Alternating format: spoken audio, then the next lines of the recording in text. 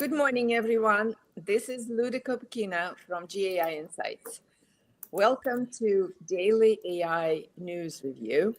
We have today 6 articles, some really cool announcements from Microsoft, a use case from AWS, and an article from HBR. So a lot of things to talk about. I have John, Tim, and Adam, a very cool set of analysts to talk about those articles. So let's start with the first one. Comes from Microsoft and talks about Azure AI Foundry, and that means a lot of capabilities, agents, and the like, integrated into a platform. Quite a long but interesting announcements. What do you think about it, Adam? So, Luda, this is essential reading. I, in my opinion, even if you're not a Microsoft shop, to understand the level of sophistication and the depth to which the capabilities are being built.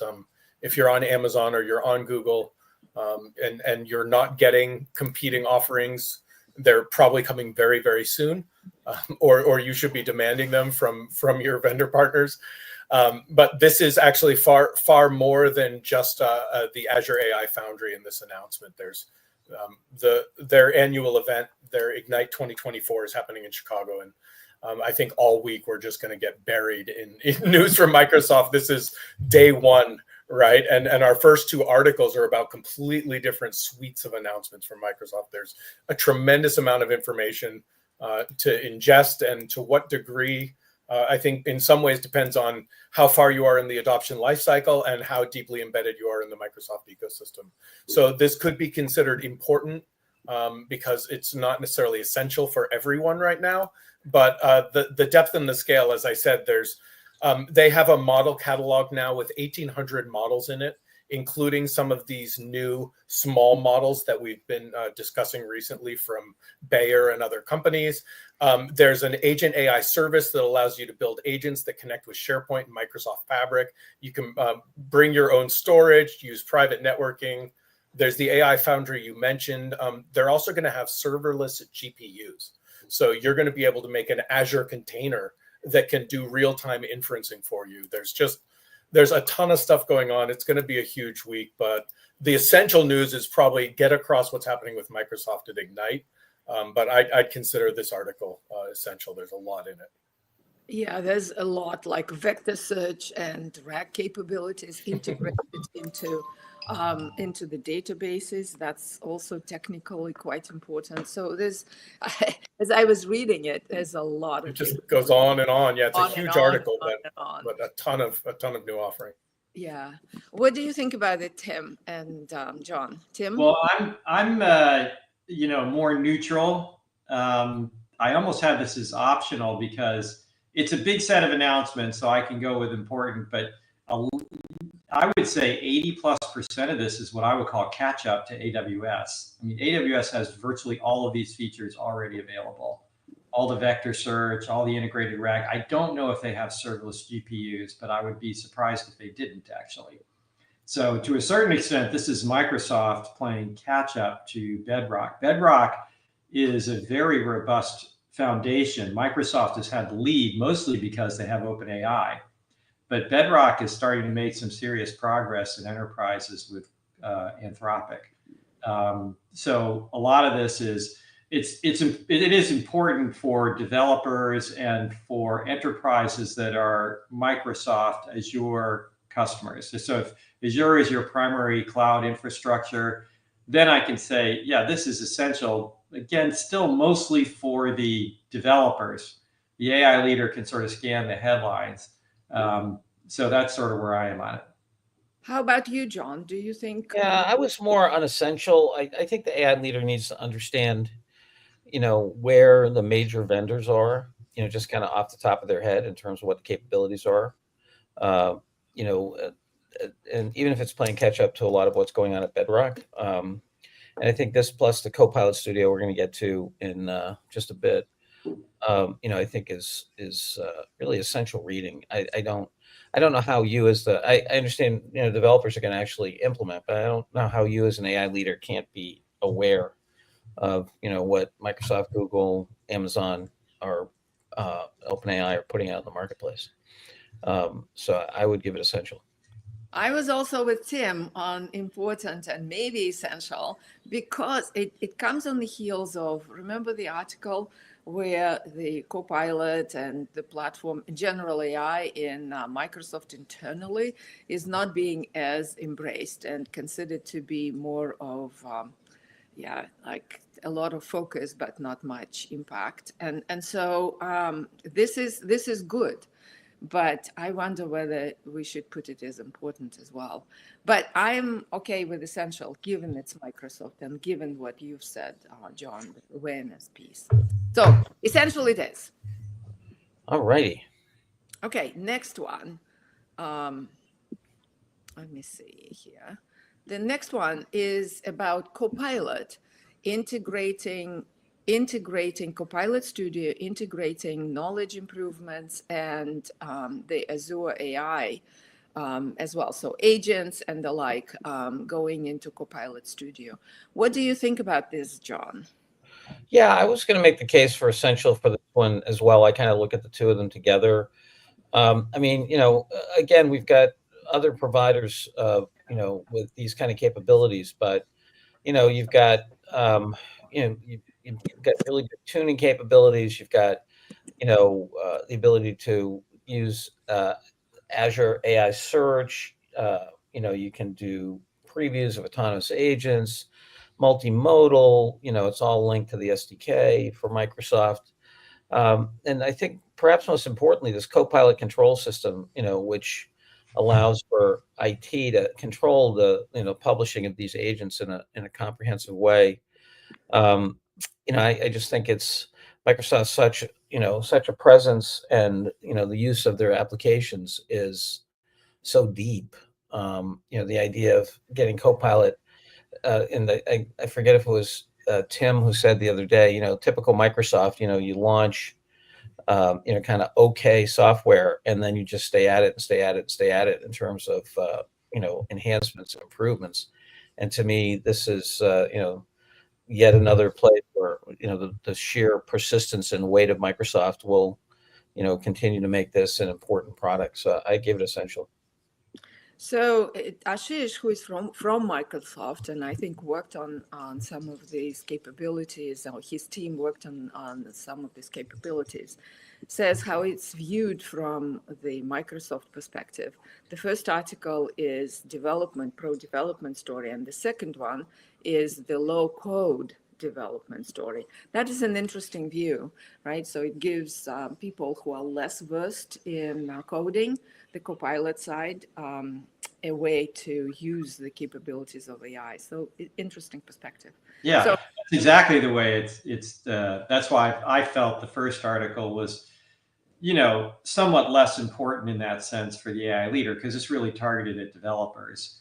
This one, I can go with essential. I'd probably rate it important, but it's much more interesting because this is really giving a lot of power to Office 365, to Copilot, GitHub Copilot, to things that are closer to very, very large installed bases within enterprises. So pretty important stuff.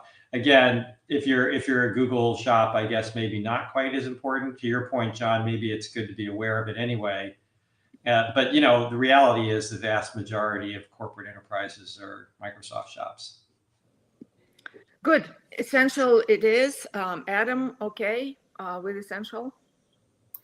Yeah, a lot of this is marketing. There's some incremental improvements, but Copilot Studio could already do a lot of these things. And I think they're using the platform of the big event this week and all the press release to bring attention to the capabilities here. The argument, the other side to that is that this is the accessibility play, and this is the no-code, low-code solution. So it is a big deal. But I was on this one actually leaning more towards important than essential, but I could support it. All right, essential it is. two essentials from Microsoft. It also not quite clear what is there as more hype, and it's just a new capability that's not quite yet there. So we'll have to see. But for the awareness, it's really essential for people to know. Okay, essentially. Oh, I will just add though, if you take a Copilot and you point it at your SharePoint site, you can have people chat with it in Teams, and it's doing a pretty good job. It's creating a knowledge graph, it's indexing all the information in there, and it makes it really accessible for people.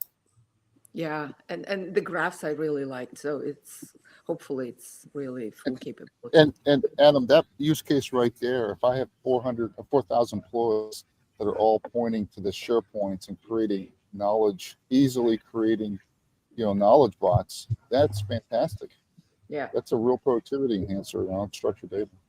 Yeah. Yeah, I mean, this whole issue of unstructured data, being inaccessible or largely inaccessible or only episodically available, this is huge. I mean, this is fundamental to Wynn's work, and anyway, I think it's going to have a big impact. Yeah. Okay.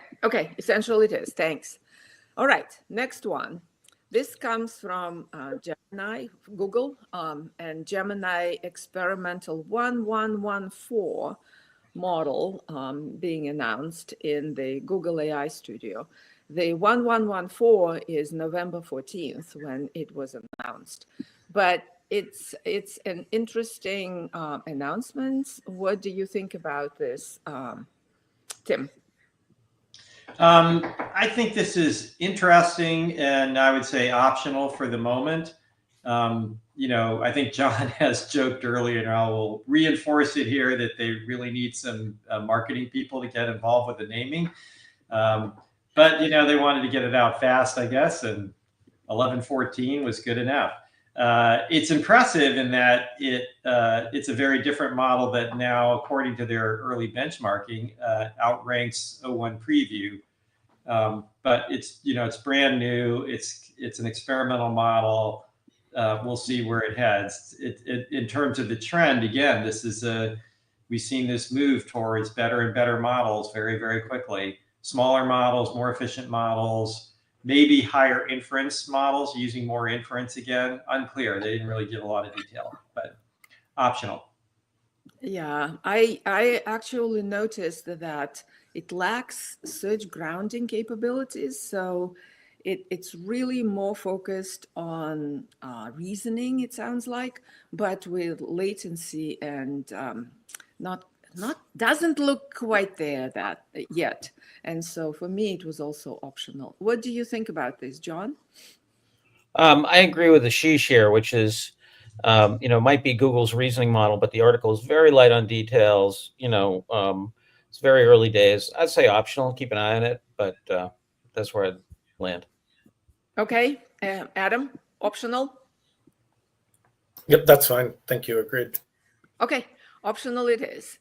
Let's go next. Okay, hold on a second. Let me scroll to the top. So this one comes from Cohere, and it talks about how do you overcome the skepticism of AI, of Gen AI implementation. So they noticed that not that many pilots have gotten into production, and how do you go over it? And they give a case on that. So what do you think about this? I'm not sure who. That was me, Luda. Yeah. Adam. So I think I'm going optional here. I could maybe be swayed towards important. The insights they give here are fairly straightforward. I felt there wasn't much that really moves the needle in terms of thought leadership in the space.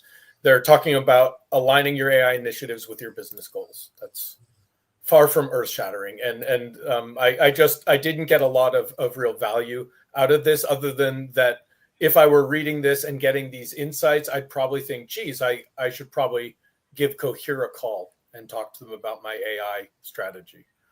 So it seemed a little too much like a marketing piece for me, without doing much to really bring the space forward. Yeah, it's Yeah. It struck me as amateur day at the thought leadership table. It's like definitely optional. Okay. Tim, okay with that? Oh yeah, I agree. This is a lightweight article. Yeah. Great article. Yeah, I agree. Tim, a day without John Snark is like a day without sunshine. Yeah. There you go, baby. Yeah. All about the I sunshine. can only aspire, to such snarkiness. Yeah. Yeah, You got to be raised in Massachusetts. That's the first thing. they also make assumptions in these articles that I'm not sure are correct. So, but anyway, optional it is. Yeah. Let's go next. Can we have a new category that you should not read it? Yeah. Like it's like a warning label. It's essential Red, and not toxic. burn the internet wire this is connected from. Time we will never get back. Yeah. All right. This is from HBR, and that talks about best practices of the companies that are really excel in implementing Gen AI. What do you think about this? Who was that? Tim. Yeah. So actually, this is a good article. I like this one, and I often have John snarkiness when it comes to these HBR articles. But this I think is a good one. I would make the case for at least important and maybe essential.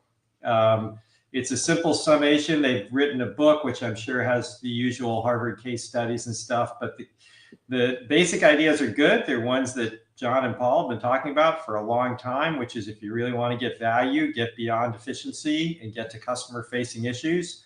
And the other thing that I'm a big fan of is, keep the employees engaged and involved because they have the most knowledge. They are the front line to your customers, especially. And so I think it's a short article. It's not unbelievably like, oh my God, they've discovered a completely new universe, but it's well organized. And I think the advice they give is good. Okay, even though generic, cross-functional integration, haha. Okay, so important, Tim, in your book? I think it's a good framework, and I think this idea of really making sure that you keep your employees engaged. Our good friend is John, and I always refer to Alan Kay. Had a great joke. He said everybody loves change except the change part. And so getting intrinsic motivation from the staff, that's what change management is really about. And if the staff is involved, first of all, I do believe the staff has as much more knowledge in general than the management about the actual business. They are dealing with customers every day for the most part. So it's a very valuable resource, and getting them engaged in the design of the Gen AI solutions for customers in particular, improving customer experiences, is engaging and empowering. So I think that's great. Mm-hmm. Okay. So, it's not rocket science, but I think it's reasonably organized, and I think these are important things for people to keep in mind if they need a framework. Okay, John, Adam, Paul. Yeah, I was more. David is a very thoughtful guy. I don't know Mark, and obviously a friend of the firm, gentleman. I was going to give it more optional. I think it's well organized. I was looking for more from this, which is either more detail on the case studies or something about the nature of change in the organizations. That I don't see anything here that talks about what the new kind of capability is that generative AI gives us. For example, I do believe that generative AI changes the nature of improvement in organizations, and it's a concept that BCG talked about many years ago called the learning curve, experience curve rather, which has a learning curve embedded in it. I was just looking for more insight from David and Mark.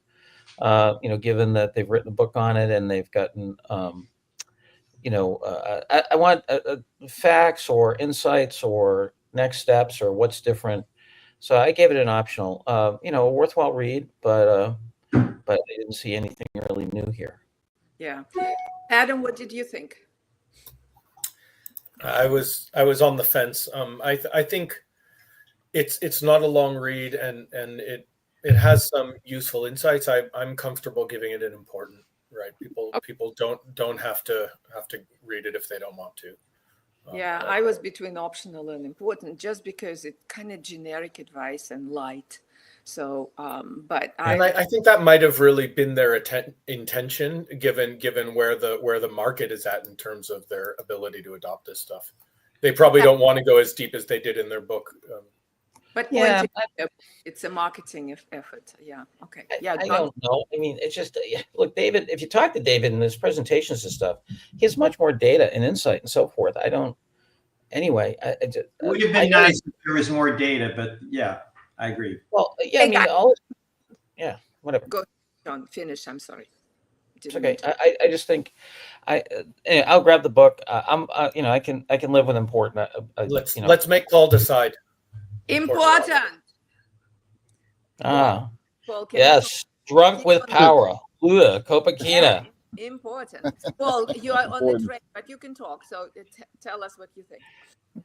Yeah, I had important as well. I did a talk with David at Harvard Business in Boston a while ago, and the audience is still very new. I think, add to your point, people are looking for guidance. I think one important thing about this is it reinforces a message that we have to get our employees involved, and it's not just an IT projects that's embedded AI into the process. So we should go on. We got 9 minutes, Luda. Okay, important. Oh, we hope only one article. That's fine. So this last one is about insurance deco from AWS. This is a use case of how they used Gen AI to put information, deep information, in the hands of insurance brokers. What do you think about this, John? I was going to go for important on this one. It's capability that we've seen in different versions and things like our Get Jerry example and so forth. But I particularly like that, Lud, if you scroll down, I like the way they articulated. I mean, obviously this is a promotional piece from AWS with their customer. If you go down the next little farther down, I like the way they laid out the architecture. Keep going there. The architecture of ingestion and response, just in terms of the detail of how to think about it. And I've studied insurance distribution quite a bit in my career, and this is so important. I mean, you talk about an area that can create economic value in the near term in terms of simple labor productivity, customer satisfaction, faster response time, and then the real economics of insurance often has to do with retention and cross-selling. And this is a huge boon in that, and the difference in profitability between customers that have 1.1 policies with you versus 3 is just spectacularly different. So I think this has got huge implications for insurance distribution service. Yeah, and they cite the results in 80% decrease, kind of saying remarkable 80% decrease in the response time to customer queries. This is quite an achievement. Yeah. So if we were to compare this to the Edelman article, anyway, let's not do that. Tim, Paul, Adam. I agree. I think Ashish, Microsoft should study these Bedrock articles because they do a great job of laying out the business case, the details of how they actually get it done using their tools, and in this case, even the early results. So these are well-written articles. This is a really, good practice. So Tim, you're spot on. I think it's 3 for 3. The last 3 articles we've seen from Amazon, they've all been about different foundation technologies for them, but they've been really well done.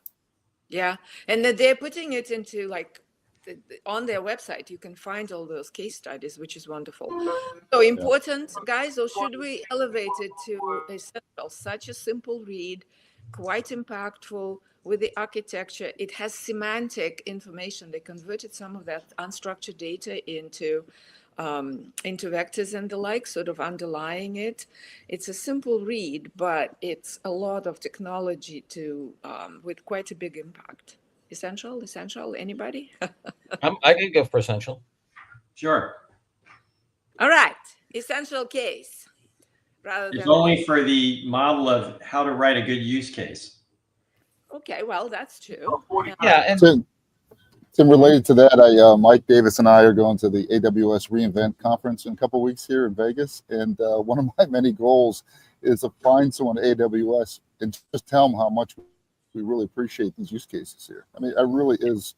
They're It's building up our use case database. It's the number one thing we hear from customers. Yeah, and as Adam said, they just do a great job of really, they get the business idea across. So it's not just for propeller heads, but they don't shy away from the details of how they use their tools. So which is what, it's selling, but that's okay. Sell me. I need to learn this stuff, right? Yeah. The other thing is that this is a massively important area for organizations. There's so many organizations, not just financial services, but all across financial services, have a similar problem. Okay, so we're coming to the 8 o'clock here. So we have 3 essentials. Woohoo! Important and 2 optionals. Ludo, we've already had 5 essentials this week because we have 2 on Monday as well. So. Big week for Microsoft, so good luck. And 4 importance yesterday. So that's really cool. Thank you all very much for joining. Thank you, audience, and thank you, Ashish, for giving us the insider view on the Microsoft announcements. Thank you very much. And Luda, thanks to John for 2 ounces of snark today. We can't keep living. What can we do without it? Snarkometer. And thanks, Tim, for joining. Thank you all. Bye-bye. Bye-bye.